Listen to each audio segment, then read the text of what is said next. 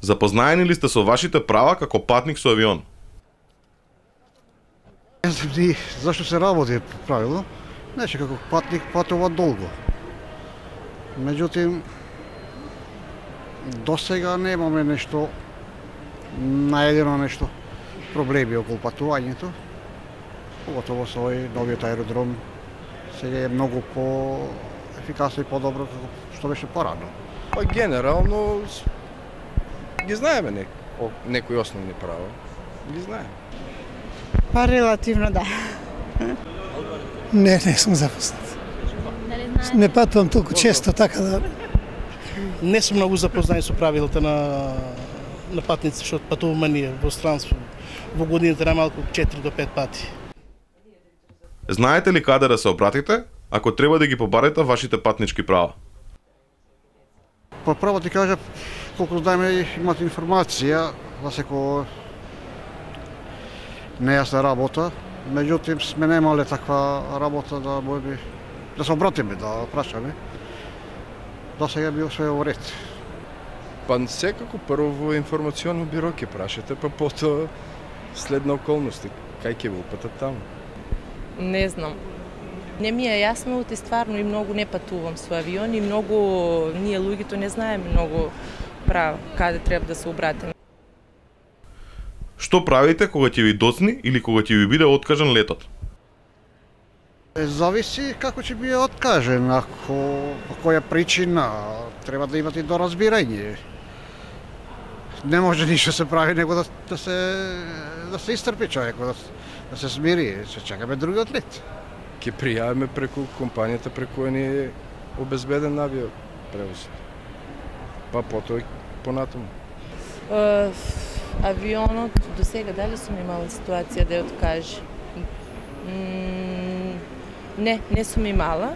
Било е заради нешто, не знам, дефект авионот, били сме со каснење, али што да правиме? Кога треба да се чека, треба.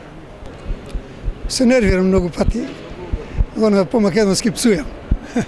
Па се явуваме на шалтер и таму реагираме.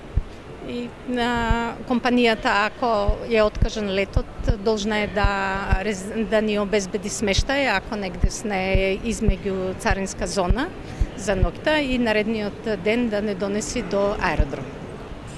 Ако доцнеме ние, тоа е наша вина, ама ако они доцнат или ако не полети, би требало да ни платат се, ама тоа...